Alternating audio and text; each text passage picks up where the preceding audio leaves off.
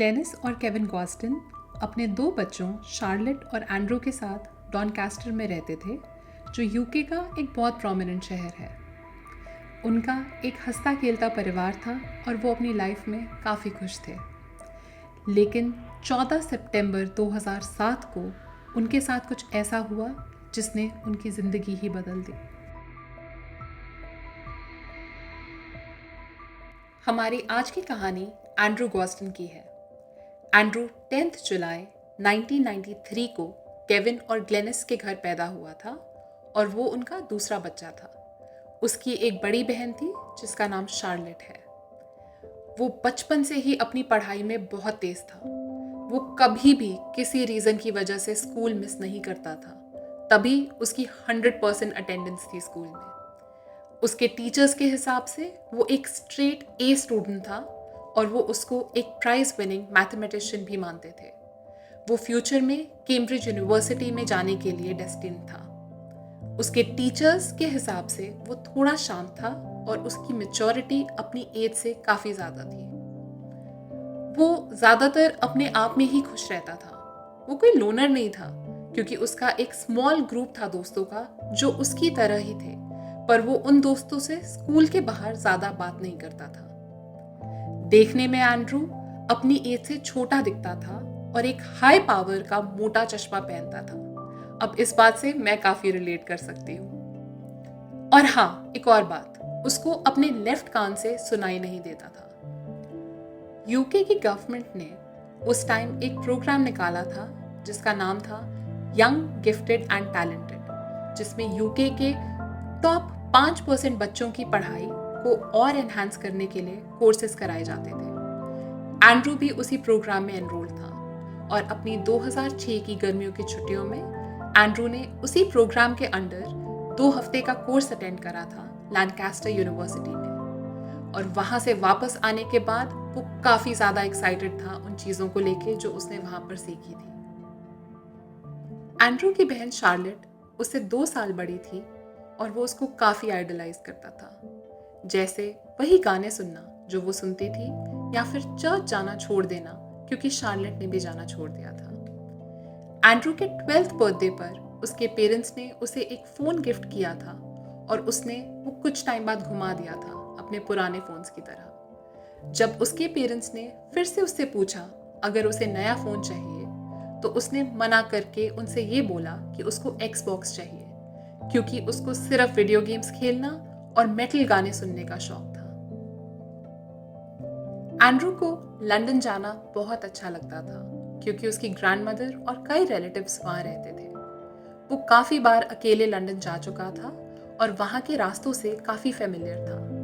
लेकिन उसकी 2007 की गर्मियों की छुट्टियों में जब उसके पेरेंट्स ने उसको सजेस्ट करा कि उसको अकेले लंदन जाना चाहिए अपनी ग्रैंडमदर के साथ कुछ टाइम स्पेंड करने के लिए, तो उसने मना कर दिया। सितंबर 2007 में जब उसका नया स्कूल टर्म शुरू हुआ, तो उसने 2 बारी स्कूल बस लेने की बजाय जो वो नॉर्मली करता था, वो पैदल चलकर घर आया, जो अराउंड 6.5 किलोमीटर दूर था, और उसको आने में 1 घंटा 20 मिनट के आसपास लग गए। 13 सितंबर 2007 की शाम बॉस्टन फैमिली के लिए काफ़ी नॉर्मल थी। अपना डिनर खत्म करने के बाद सबने मिलकर डिशेस करी। उसके बाद एंड्रू ने अपने डैड के साथ थोड़ी देर जिक्सॉ पजल बनाई। फिर उसने अपनी मम्मी के साथ टीवी देखा और सब सोने के लिए चले गए। अगले दिन 14 सितंबर 2007 को एंड्रू, जो नॉर्मली अपने स्कूल के लिए टाइम से उठ जाता था, उस दिन अपनी मम्मी के हिसाब से थोड़ा लेट और चिड़चिड़ा उठा। उसके बाद वो 8:05 पर अपने स्कूल के लिए निकल गया। एंड्रू के पेरेंट्स लगभग 5 बजे अपने ऑफिस से घर आए और डिनर बनाने में लग गए। 6 बजे एंड्रू के डैड ने उसे और शार्लेट को खाना खाने के लिए बुलाया। शार्लेट तो आ गई, लेकिन कई आवाज़ें देने के बाद जब एंड्रू नहीं आया, तो उन्होंने उसके कमरे में जाके चेक करा। वहाँ जाके उन्होंने देखा कि एंड्रू का ब्लेजर, जो उसकी स्कूल यूनिफॉर्म का पार्ट था, उसकी कुर्सी के पीछे टंगा हुआ था और उसकी बाकी की यूनिफॉर्म लॉन्ड्री बास्केट में पड़ी हुई थी। ये देख के वो थोड़े टेंशन फ्री हो गए, क्योंकि उनको लगा कि शायद एंड्रू किसी दोस्त के घर खेलने चला गया होगा। वैसे तो एंड्रू हमेशा कहीं भी किसी दोस्त के यहाँ जाने से पहले या कहीं भी बाहर जाने से पहले अपनी फैमिली के लिए नोट्स छोड़ के जाता था। इस बार उनको कोई नोट नहीं मिला एंड सिंस एंड्रू को वापस आने में इतना लेट हो गया था, उसके डैड ने उसके फ्रेंड्स को फ़ोन करके पूछा। उसके फ्रेंड से बात करने के बाद उसके डैड को एक काफ़ी शॉकिंग बात पता चली। उनका एंड्रू, जिसका अभी तक स्कूल में 100% अटेंडेंस रिकॉर्ड था, बिना किसी को बताए आज स्कूल ही नहीं गया था। ये सब करते करते शाम के 7 बज गए थे और तब जाकर उन्होंने पुलिस को फ़ोन करके इन्फॉर्म कर दिया। पुलिस को बताने के बाद एंड्रू के डैड और उनके फैमिली फ्रेंड्स एंड्रू को ढूंढने निकल गए। वो उसके स्कूल रूट पे गए और हर वो जगह गए जहां पर एंड्रू हो सकता था। रात के 10 बजे तक एंड्रू का एक मिसिंग पर्सन पोस्टर भी बन चुका था जो सर्कुलेशन में था, लेकिन एंड्रू कहीं भी नहीं मिल पा रहा था। सबके मन में यही सवाल था कि आखिर एंड्रू गया कहां।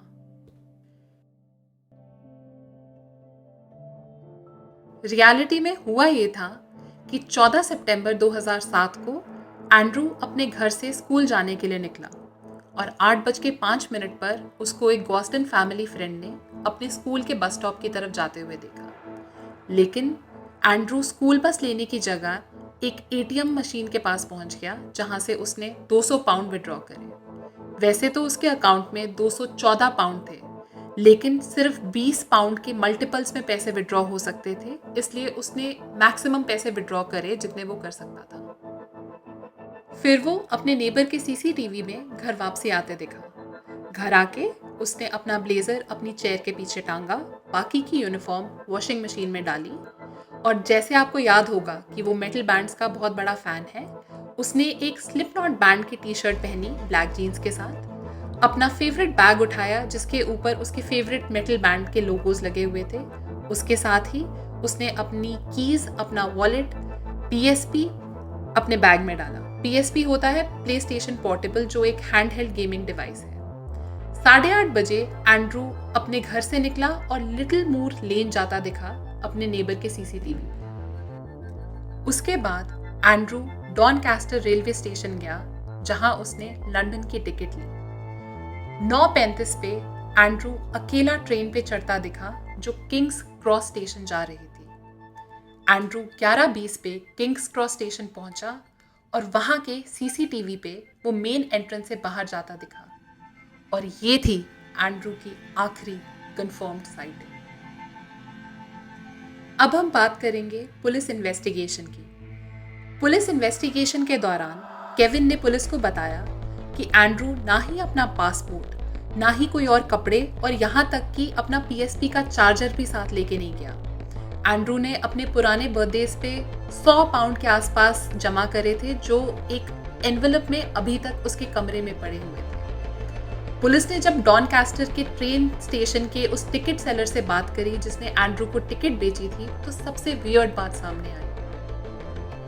जब एंड्रू ने लंदन की टिकट खरीदी 31 पाउंड और 40 पेंस की, तो उसने रिटर्न टिकट नहीं ली। टिकट सेलर ने उसे बताया कि अगर वो आने और जाने की टिकट लेता है तो उसे वो सिर्फ 50 पेंस ही महंगी पड़ेगी, जो कि 31 पाउंड और 90 पेंस बनते हैं। पर एंड्रू ने इंसिस्ट करा कि उसे वापसी आने की टिकट नहीं चाहिए और उसे वन वे टिकट ही चाहिए। पुलिस ने उस औरत से भी बात करी जो एंड्रू के साथ उस ट्रेन में बैठी थी। उस औरत ने कहा कि एंड्रू बहुत शांत था और पूरे टाइम अपनी वीडियो गेम खेल रहा था। अच्छा, मैं आपको एक बात बताना भूल गई। यूके और कुछ बाहर की कंट्रीज में अगर एक बच्चा स्कूल ना पहुंचे तो ये स्कूल वालों की रिस्पॉन्सिबिलिटी होती है कि वो उनके पेरेंट्स को फ़ोन करें और इन्फॉर्म करें कि उनका बच्चा आज स्कूल नहीं आया है। तो 14 सितंबर को जब एंड्रू स्कूल नहीं पहुंचा तो उसके स्कूल वालों ने अपनी तरफ से तो अपनी ड्यूटी निभाई और फ़ोन करके मैसेज छोड़ा कि एंड्रू स्कूल नहीं आया है। पर उनसे ये गलती हो गई कि जो लिस्ट उनके पास थी बच्चों की, उसमें उन्होंने या तो एंड्रू के ऊपर वाले बच्चे या नीचे वाले बच्चे के घर पे फ़ोन करके ये मैसेज छोड़ दिया। इसकी वजह से एंड्रू के पेरेंट्स को कभी पता चला ही नहीं कि उस दिन उनका बच्चा स्कूल नहीं पहुंचा। एंड्रू का बैंक अकाउंट 14 सितंबर के बाद कभी यूज़ नहीं हुआ। पुलिस ने एंड्रू की सारी इलेक्ट्रॉनिक डिवाइसेस चेक करी, जैसे कि आपको याद होगा कि एंड्रू के पास कोई मोबाइल फ़ोन नहीं था और ना ही उसने अपना कोई ईमेल एड्रेस बनाया था। पुलिस ने एंड्रू के घर पे सारे कंप्यूटर्स चेक करे, लेकिन उसके गायब होने से रिलेटेड कोई इन्फॉर्मेशन उनको वहाँ पे नहीं मिली। यहाँ तक कि जो पीएसपी वो यूज़ करता था उसको भी वो ऑफलाइन ही खेलता था, तो पीएसपी को ट्रैक कर कर भी उसको नहीं ढूंढा जा सकता था। एंड्रू की डिसअपियरेंस की न्यूज़ तब तक लंदन में काफ़ी फैल चुकी थी। हर जगह उसके पोस्टर्स लगा दिए गए थे। काफ़ी लोगों ने पुलिस को फ़ोन करके ये बताया कि उन्होंने एंड्रू को शायद एक पार्क की बेंच पे सोते हुए देखा है। उनको एक और फ़ोन आया जहाँ पे किसी ने उनको बताया कि पिज़्ज़ा हट में एंड्रू को देखा गया है, जो कि किंग्स क्रॉस स्टेशन से 6 माइल्स दूर था, पर इनमें से कोई भी साइटिंग्स कंफर्म नहीं थी। एंड्रू के गायब होने के 1 साल बाद 2008 में एक आदमी स्पेशली लियोमिनिस्टर पुलिस स्टेशन आया और उसने इंटरकॉम पर एक मैसेज छोड़ा कि उसके पास एंड्रू से रिलेटेड कुछ इन्फॉर्मेशन है। पर जब तक कोई पुलिस वाला नीचे जाकर उससे मिल सकता, वो आदमी वहां से गायब हो गया था। ये काफी अजीब बात है क्योंकि लियोमिनिस्टर पुलिस स्टेशन शहर से काफी दूर है, तो कोई वहां पे स्पेशली एक इन्फॉर्मेशन देने गया और बिना कुछ बताए गायब हो गया। बाद में बीबीसी को एक एनोनिमस लेटर आया जो शायद उस आदमी ने लिखा हो सकता है, जिसमें यह बताया गया था कि एंड्रू को श्रूसबेरी में देखा गया है, पर वहां इन्वेस्टिगेशन करने के बाद भी पुलिस को कुछ नहीं मिला। एंड्रू के डैड केविन को आज तक ऐसा लगता है कि पुलिस ने शुरुआत में अपना मेन फोकस गॉस्टन फैमिली पर रखकर काफ़ी टाइम वेस्ट करा। वही टाइम पुलिस सर्वेलेंस कैमरास की वीडियोस देखकर और इन्वेस्टिगेशन करके एंड्रू को ढूंढने में लगा सकते थे। पुलिस काफ़ी टाइम तक उसके गायब होने का जिम्मेदार उसके पिता को मानते रहे, पर जब काफ़ी दिनों तक उनके पास उनके खिलाफ कोई एविडेंस नहीं आया, तब फाइनली उन्होंने गॉस्टन फैमिली को एक क्लीन चिट दे दी। पुलिस ने उसके बाद भी अपनी इन्वेस्टिगेशन जारी रखी, पर एंड्रू के बारे में आज तक कोई इन्फॉर्मेशन नहीं मिली। अब बात करते हैं कुछ थ्योरीज की कि क्या हुआ हो सकता है। अगस्त 2008 में एंड्रू की ही तरह एक और बच्चा मिसिंग रिपोर्ट किया गया, किंग्स क्रॉस स्टेशन से सिर्फ 2 माइल्स दूर। वो बच्चा भी काफ़ी इंटेलिजेंट था और मैथ्स में काफ़ी तेज था, तो इससे कुछ लोग ये स्पेकुलेट करते हैं कि हो सकता है कि कोई ऐसा हो जो इस तरीके के बच्चों को स्पेसिफिकली टारगेट कर रहा हो, और हो सकता है कि ये एक ह्यूमन ट्रैफिकिंग रिंग से जुड़ा हुआ हो, पर इसका भी कोई एविडेंस पुलिस को नहीं मिला। दूसरी थ्योरी ये है कि एंड्रू एक दिन उठा और बस घर छोड़ के चला गया। उसके पेरेंट्स के हिसाब से ऐसा हो सकता है कि वो अपनी सेक्सुअल ओरिएंटेशन को लेके थोड़ा कंफ्यूज था और इस बात को सबके सामने लाने से बेहतर उसने घर छोड़ के जाना समझा। नवंबर 2009 में केविन ने गे कम्युनिटी को अपील करी थी कि वो एंड्रू को ढूंढने में उनकी मदद करें, पर कुछ सामने नहीं आया। 2018 में गॉस्टन फैमिली को एक ऑनलाइन कॉन्वर्सेशन के बारे में पता चला, जिसमें एक यूज़र था जिसका नाम था एंडी रू, जिसने ये कहा था कि उसका बॉयफ्रेंड उसको छोड़ के चला गया है और उसको 200 पाउंड की ज़रूरत है अपना रेंट पे करने के लिए। जब किसी ने उसकी हेल्प करने के लिए उसको पैसे भेजने की कोशिश करी, तो एंडी रू ने कहा कि उसके पास कोई बैंक अकाउंट नहीं है क्योंकि वो 14 साल की उम्र में अपने घर से भाग गया था। अब इसमें ये इम्पोर्टेंट बात है कि एंड्रू को भी प्यार से घर पे रू कहते थे। जब पुलिस ने उस लिंक को इन्वेस्टिगेट करने की कोशिश करी, तो वो एंडी रू को आइडेंटिफाई ही नहीं कर पाए। एक थ्योरी ये है कि एंड्रू एक रॉक कॉन्सर्ट अटेंड करने गया था लंदन, क्योंकि उस दिन वहाँ 2 रॉक बैंड्स परफॉर्म कर रहे थे। एंड्रू को ऐसा लगा होगा कि अगर वो अभी अपने पेरेंट्स से परमिशन मांगेगा तो वो मना कर देंगे, इसलिए वो वापस आके माफ़ी मांग लेगा बिना बताए लंदन जाने के लिए। लेकिन हो सकता है कि उसे उन कॉन्सर्ट्स में कोई ऐसा मिला या फिर उसके साथ कुछ ऐसा हुआ कि आज तक उसके बारे में कुछ नहीं पता चला। मेरे हिसाब से ये वाली थ्योरी सबसे ज़्यादा प्लॉजिबल है, क्योंकि अगर एंड्रू वापस नहीं आना चाहता था तो एटलीस्ट वो अपने कुछ और कपड़े साथ रख लेता, वो अपने पीएसपी का चार्जर साथ रख लेता, अपना पासपोर्ट उठा लेता। जो 100 पाउंड उसने अपने बर्थडे से इकट्ठे करे थे वो भी उसके रूम में पड़े रह गए थे, वो भी नहीं लेके गया। मेरे हिसाब से एंड्रू का इंटेंशन हमेशा से वापस आने का था, लेकिन वहां जाके उसके साथ कुछ ऐसा हुआ जिसके कारण वो कभी घर वापस नहीं आ पाया। अगर आप इस पॉइंट तक ये वीडियो देख चुके हैं तो यूनाइटेड किंगडम में 3 से 5 और पूरी दुनिया में 200 से ज़्यादा बच्चे मिसिंग रिपोर्ट हो चुके होंगे। एंड्रू की स्टोरी बहुत शॉकिंग है।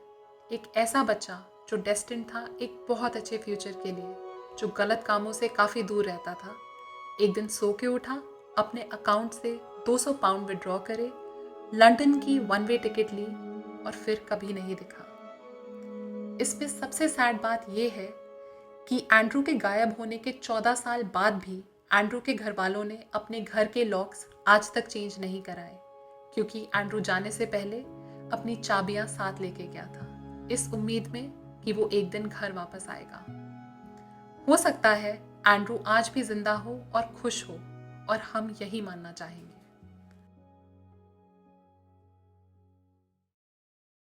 अगर आपके पास इस केस से रिलेटेड कोई और थ्योरीज या कोई भी इंफॉर्मेशन है तो हमें कमेंट्स में बताइए। ऐसी और शॉकिंग कहानियों के लिए हमें सब्सक्राइब करिए, और अगर आपको ये वीडियो अच्छी लगी है तो प्लीज़ थम्स अप बटन दबाइए। मिलते हैं अगली क्राइम कहानी में। तब तक के लिए, इफ़ यू सी समथिंग, से समथिंग।